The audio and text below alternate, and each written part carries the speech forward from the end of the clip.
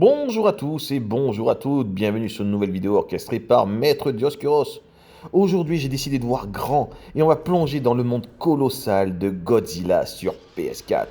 Ce jeu sorti en 2015 promettait de nous mettre dans la peau du roi des monstres et de semer le chaos à travers des villes entières. Alors Godzilla sur PS5, est-ce que ça a été une destruction massive ou une déception monstrueuse? Eh bien je vous propose d'en parler tout de suite et maintenant. Alors, qu'est-ce que Godzilla sur PS4 déjà? Est-ce que le jeu tient ses promesses? Est-ce que c'est un jeu qui rend justice aux monstres emblématiques du Japon? Ou est-ce que c'est vraiment une simple déception comme un vendeur de jeux vidéo m'a dit une fois? Alors déjà, on va commencer par présenter le concept en 5 minutes. Godzilla PS4 est un jeu d'action qui nous permet de contrôler Godzilla évidemment, mais aussi d'autres kaiju célèbres comme King Ghidorah, Mothra, Rodan, bref, j'en passe parce qu'il y en a toute une flopée. Mais du coup, c'est polyvalent. L'objectif principal est de détruire des villes, d'affronter d'autres monstres et de collecter de l'énergie G pour faire grandir votre Godzilla. Le jeu propose différents modes, dont le mode destruction, qui est vachement passionnant, c'est cool de tout détruire, où vous devez détruire des cibles spécifiques, et le mode roi des Keiju, où vous affrontez des vagues de monstres. Le concept en lui-même est simple, incarner un monstre géant, dit Keiju, et tout détruire sur son passage. Mais la réalité est-elle aussi amusante? Ça, on va le savoir quand on va commencer à aborder le sujet du gameplay et des mécanismes du jeu. Le gameplay de Godzilla PS4 est assez particulier. Les contrôles sont lents et lourds, ce qui peut être frustrant au début. Cela, je tiens à dire, cependant, plutôt, ça reflète très bien la nature massive et imposante de Godzilla. Là où certaines personnes vont voir un défaut avec la lenteur et la lourdeur, mais justement, ça représente l'impact titanesque du monstre. Et je pense que ce n'est pas une erreur de conception, c'est vraiment volontaire pour montrer, voilà, c'est lourd, c'est puissant. Les combats sont souvent répétitifs, j'ai pu lire dans des critiques, avec des attaques basiques et des animations peu variées. La caméra peut également poser problème, en particulier lors des combats rapprochés.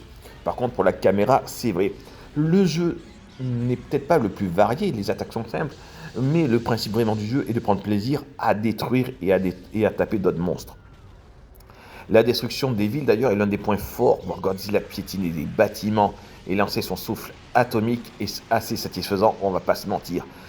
C'est pas un jeu auquel j'ai joué beaucoup, mais je sais que Hybrid MH, à qui je dédicace cette vidéo, y a beaucoup joué, et en le regardant jouer et en y ayant joué moi aussi une ou deux fois, je comprends de quoi je parle.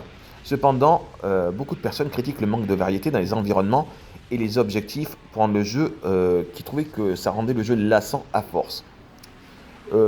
C'est un jeu de combat, tout ce qui est un peu jeu de combat de destruction est assez répétitif en soi. Il faut prendre le plaisir là où il est. On va donc parler maintenant des graphismes du jeu, et on va peut-être faire une petite parenthèse sur la bande son. Les graphismes de Godzilla sur PS4 sont assez anciens pour l'époque, mais c'est normal, ça date de 2015, les textures sont floues, les animations sont assez rigides, mais c'est fait exprès parce que c'est un jeu qui veut rendre hommage au monstre de la Toho, et donc du coup en lui donnant ce petit aspect un peu vieillissant. La bande-son, en revanche, est très réussie, et les musiques épiques qui rappellent les films Godzilla. D'ailleurs, il y a référence à quasiment tous les films de Godzilla dedans. Et pour les passionnés du kaiju, c'est un petit bijou là-dessus. Et c'est un jeu qui est devenu très rare et très cher d'ailleurs. Si vous l'avez dans votre bibliothèque, il vaut son petit pesant de cacahuètes. Les critiques et l'accueil du public, ça aussi on peut le souligner. Godzilla PS4 a reçu des critiques mitigées, voire négatives. Je vous en ai parlé juste avant. Les trucs que je vous ai cités, ça venait de critiques de joueurs, de la part de la presse et des joueurs même en général, je tiens à dire. Les principaux reproches concernant ce que je vous ai dit tout à l'heure, le gameplay répétitif et les graphismes que les gens trouvaient datés dès sa sortie en 2015. Mon avis personnel à moi, c'est que c'est un jeu qui est très sympathique, amusant, qui vous fait plonger dans l'univers de Godzilla. Et voilà, si vous êtes fan de kaiju et tout, ce jeu est très sympathique, même s'il est devenu très difficile à trouver.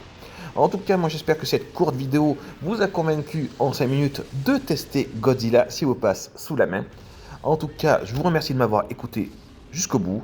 Je vous dis à bientôt pour de nouvelles aventures. Prenez soin de vous. Allez, ciao ciao à tous.